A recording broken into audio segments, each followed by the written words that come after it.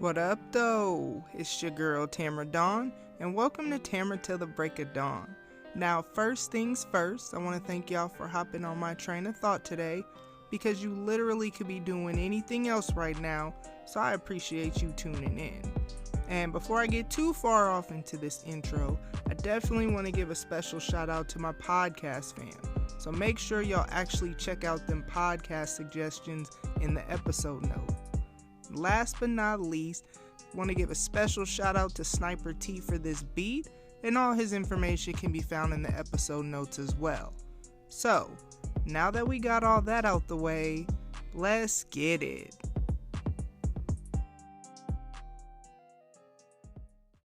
Alright, so it's kind of crazy because I didn't think I would come back to a grief journal episode for a while, but much like everything that's going on right now in our lives, we don't get to choose what we walk through. We just get to kind of choose how we respond to it. So, the other day, I've said before I'm working from home and my phone rings and I see it's my big cousin on my bio dad side. And that's the only cousin I really talk to pretty frequently outside of social media. And besides my aunt, she's honestly the relative on that side of the family that I really just talk to the most. And I'm talking about,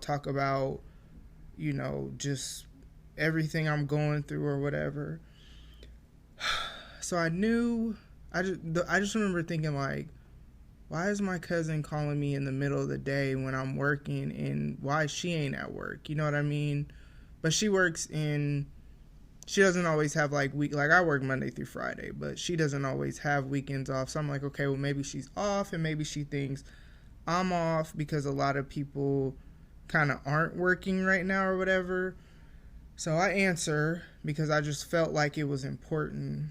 And as soon as I answered and I heard her voice, I just knew it was not good why she was calling. And so, she could barely get out what she had to say, but basically what she told me is that my cousin's only 26 years old, she was pregnant and she delivered her son, but she didn't survive and she passed away. And it's kind of crazy because her last Facebook status, which I guess also is her last tweet, because somebody said they saw someone shared her last tweet on Twitter, but I wasn't following her on Twitter. We were Facebook friends. And her last Facebook status on Friday said that she can't wait to write a tell-all about just the poor care that she's been getting during her last couple trimesters of her pregnancy. And I remember seeing that on Friday, and I just remember thinking, like, dang, I wonder what's going on. Kind of like, man, I can't wait to hear about it too, you know what I mean? So that was her last status. And then, from what my cousin told me, because she didn't really get all off into it super deep, because she could barely even get it out, you know what I mean? But it's negligence on the part of the hospital is how she passed. And it's like, in the aftermath of that, it's just mind-boggling to me. So many things. For one, she was only 26 years old, you know what I mean? She was just so young. But the thought of her son, growing up, never having got to have his mom in his life, you know what I mean? I can't wrap my mind around somebody giving life, bringing life into this world, and death being the result of that.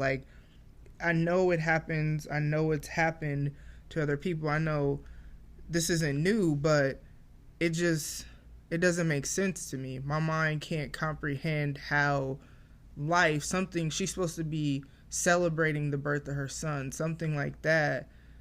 And I'm not saying obviously that it's his fault, but I'm just saying, like, I just don't understand how that and then the end result could be that my cousin's not here no more. And so it's just crazy because if you've lost anyone, you know that grief makes you think about all kinds of stuff. And the biggest thing, and I'll never post this on Facebook because I would never want to take away from, I don't know, people's memories of her or whatever. But the biggest thing that's frustrating to me about all this is, so this is my cousin on my bio dad's side. Her mom and my dad are siblings. And she actually was an only child. So, like, if you're a praying person, if you could be praying for, you know, my family, I would really appreciate it. But I don't know. What frustrates me about all of this is, like, this is my blood family. You know what I mean? Like, I got their DNA. You know what I mean? But because of my bio dad, I don't know them like that. Like, I've never met her. I was supposed to go, they were trying to fly me out there when my uncle passed away in July of 2019. But it was just too expensive last minute, because obviously that wasn't something we could prepare for. Like, I had people that were willing to try to help me, but it was just too expensive last minute. So, you know, I don't want to say like I don't know them, but it's like I haven't seen them, met them, some of them. My only interaction with them is Facebook. So then it's like, when people post in memories and pictures and all that, it's like oftentimes, or they all live in New York and I live in the Midwest. So it's like they have gatherings, and I was supposed to go out there this summer, but I don't even know if that's going to happen because of Rona. You know what I mean? So, like, whenever there's gatherings that they've had or whatever, it's like, obviously I can't just jump and go to New York just like that. I don't got it like that. But I always feel, I want to say this right because I know my cousin listens to my podcast. No one makes me feel like an outsider. It's just how I feel. I always often feel like I'm on the outside looking in on, but these is my people though. You know what I mean? Like, this is my blood.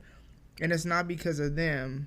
They've done nothing but show love, embrace me, because I'm their family. So they've, like, even the fact that my cousin called me, which, man, I appreciate that, because what she said was, I don't want you to find this out on Facebook, because that's how I found out my uncle died, which it's nobody's fault. You know what I mean? His son, my cousin, he posted, and so I'm scrolling and I'm like, wait, what? And it is what it is. Like, he wasn't wrong for posting about his dad, but it's just like, that's how I found out, was Facebook.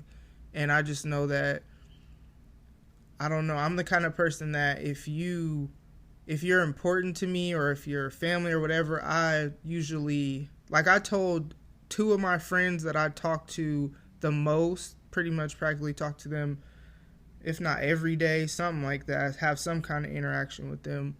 But I text them and told them the day I found out, like right after I found out.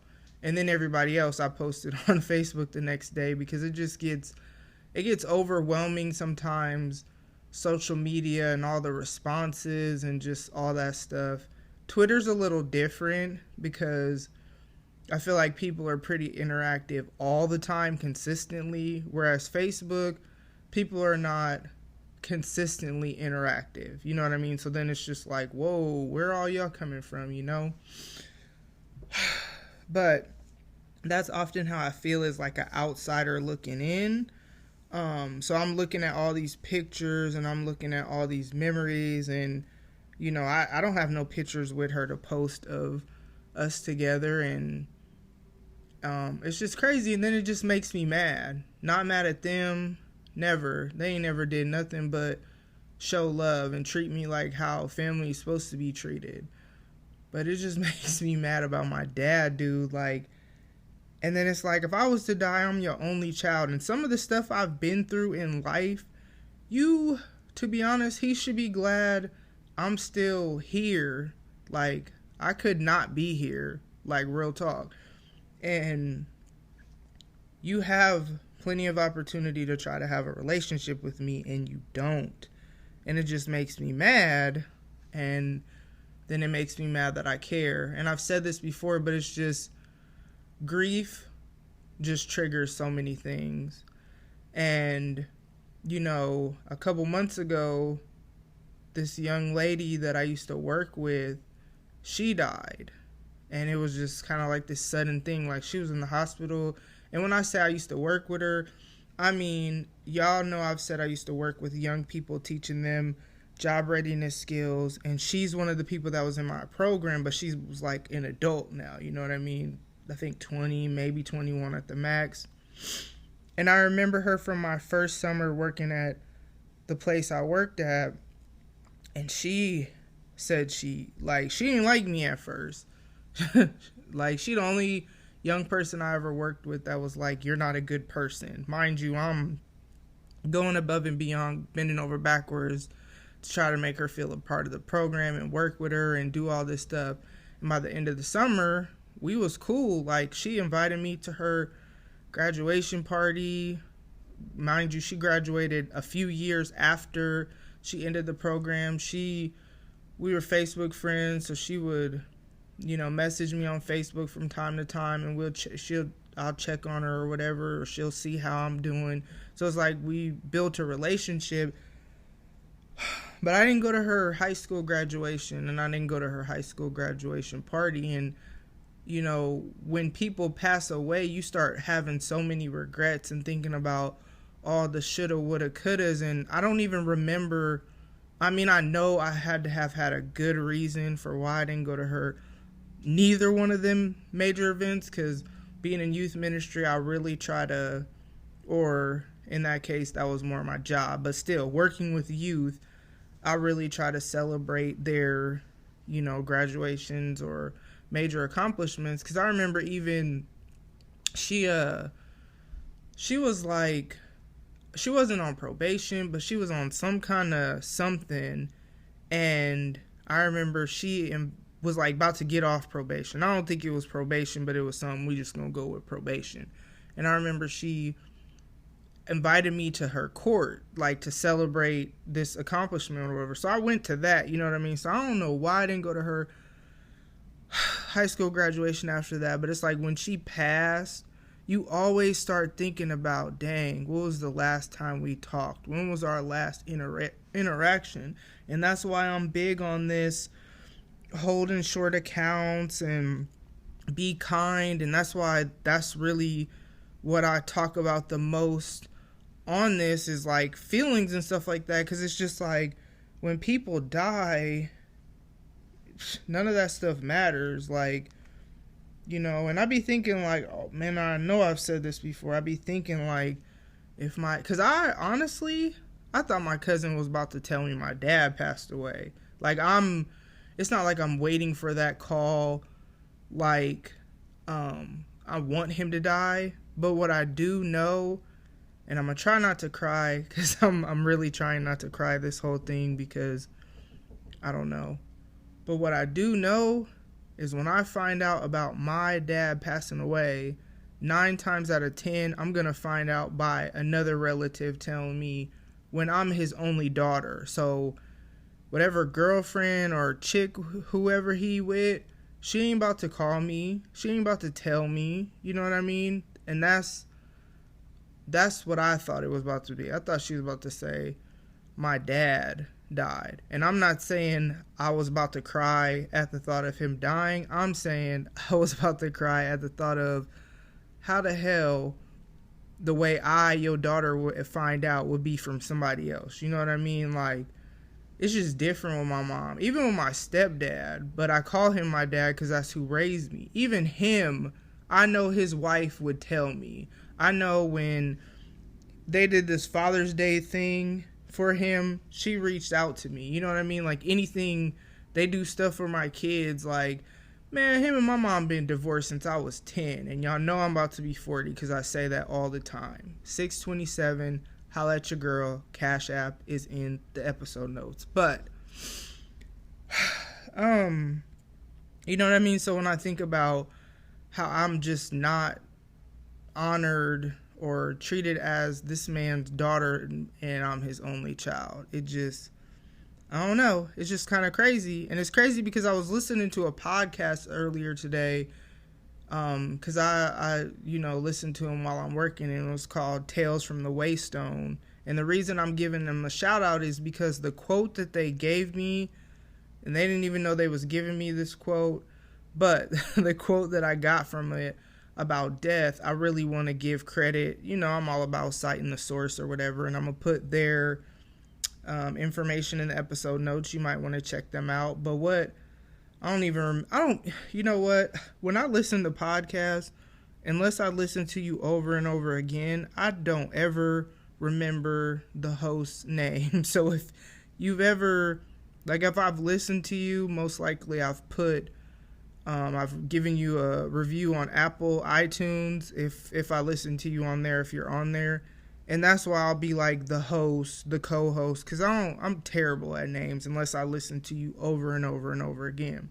Anywho, the dude, because it's a female and a dude, the dude was like, death is the ultimate negative space, the state of not being. And I think that's the craziest part about death that is always hard to grasp. Even, especially like it's so wild because my biggest concern with my oldest daughter graduating was the fact that her dad's not going to be there to see her graduate because he's no longer living. That was like my biggest, not like fear, but just like, dang, that's effed up. Now it's even crazy because I might not get to see her graduate because, like, I don't even know what's going on with that. But the craziest thing about death is, like, they just not there no more. You know what I mean? Like, I just feel like, and I don't know if someone told me this or where I got this from, but I just feel like we were not created to be able to understand death or grasp it, or I just think we weren't creative because it's just, it doesn't make sense to me how people could just not be here no more. And it's like, I don't forget, but it's like I forget to remember. And I always say it that way because as soon as I remember, it's like, boom, you know, like somebody hit me in my face. But then there are moments when it's just like, I don't think about it. You know what I mean? And so it's kind of crazy because going back to the social media piece, like, man, that's a huge thing these days where, like, people want to be the first. And I love that my cousin called me so that I didn't find out that way. Like, I just appreciate the way she, like, thought of me, you know what I mean? Because she didn't really have to. But my cousin is very much about family. I appreciate that about her. Yeah, social media though, man. Let's go ahead and go to the Kobe, because I said I was gonna wait to talk about Kobe until a grief episode came up, because I didn't want to talk about it just when it was just fresh and whatever. I wanted to talk about it in this context of grief when it came up naturally. And I remember, I mean, you know, that ain't my people's. Of course I'm gonna find out about him on social media, but when I remember thinking like, dang, you know, this is crazy because he probably got family that's finding out this on social media. And then I found out, I read somewhere like his wife found out from TMZ or some bull like that. And it's just like, I just think people be so ready to want to be first and sharing stuff, and we all know the details was all stupid and whatnot, and thinking other people passed away that didn't, and it was just a whole mess. And I just feel like people just want to so be first, and they just crave that ooh, I want to go viral, I want to do that. Man, find your worth in something else, because you hurt people when you do that. I just feel like if I ever find out, like, I don't know, if my kids, I was to find out something important about them, like, how did his parents find out? You know what I mean? Like, I don't know.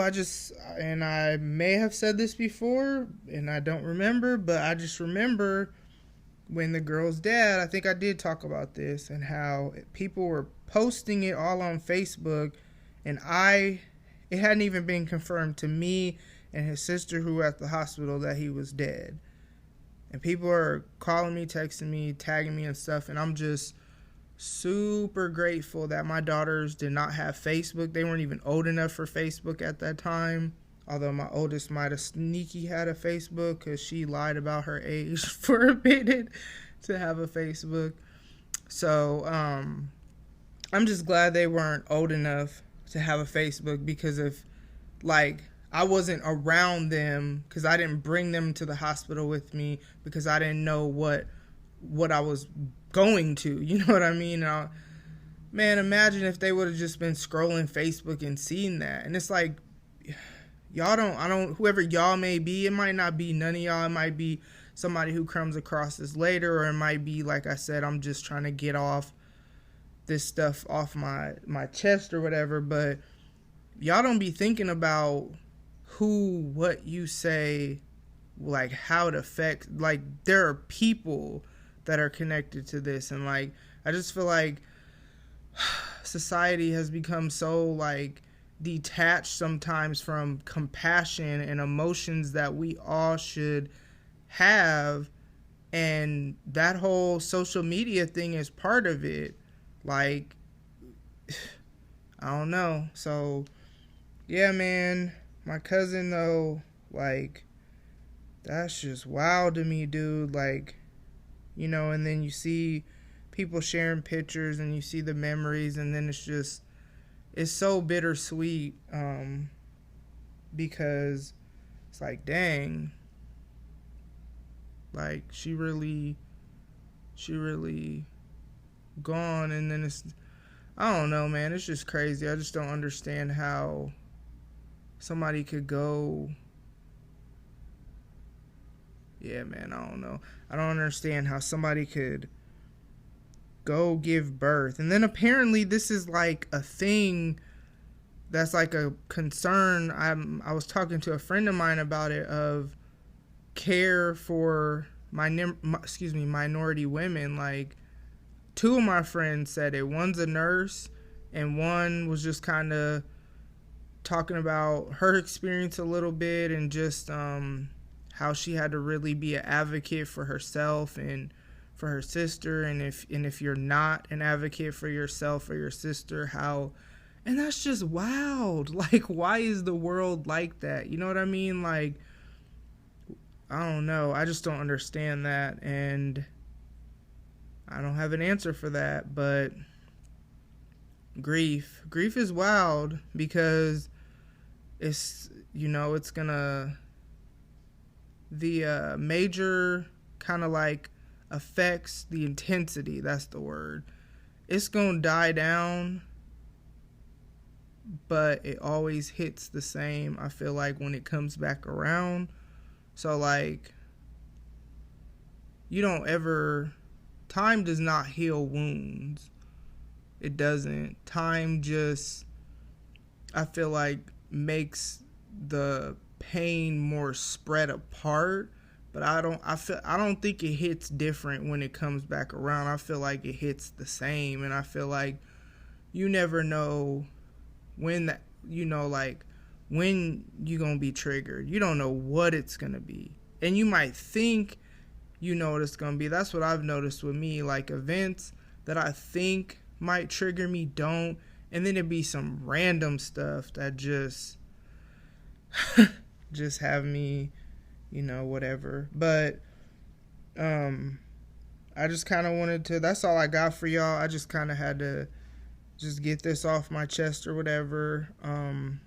Just, man, be wise with social media, man. It's supposed to be cool. I know I've been sharing some not ridiculous, but like I said, y'all starting to get I told somebody, because they was like, man, you been cutting up, and I'm like, man, this being in the house all the time, y'all starting to get the humor, my humor that I usually just text message people. And I feel like the longer I'm cooped up, especially now that I'm working from home, so I'm pretty much in the house all day with my kids, y'all starting to get text message me. And I know I share some funny stuff, but I don't ever share stuff to try to be offensive or offend anyone. And I ain't even going to talk about that post because that's actually for an upcoming episode. But something I shared recently, it sparked some interesting conversation in the comments thread. And that's one thing. I'm going to say this. When I post stuff, like, I ain't even going to get into that. Just forget that. It's irrelevant for right now. I'll talk about it later. But that's all I got for y'all. Thanks for listening to me process my feelings right now. My heart is I'm very, very, very, very sad. I don't understand how, like, I don't get it. You know what I mean? There's just so much going on in this world right now that I don't understand. And death is never, excuse me, it's not the Rona. Throat's just dry. Hold on. I always say that because, no, I don't want that. I don't want y'all thinking I got the Rona, because I don't. But I feel like death is never easy. But this just, my mind, it just doesn't make sense to me. Like, my mind cannot comprehend that she's not here.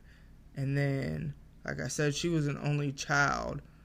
So, like, I just can't fathom. But actually, I can fathom my auntie's going through it. And I did reach out to her, and I wasn't sure if she was going to respond, because you know how that goes, but she did.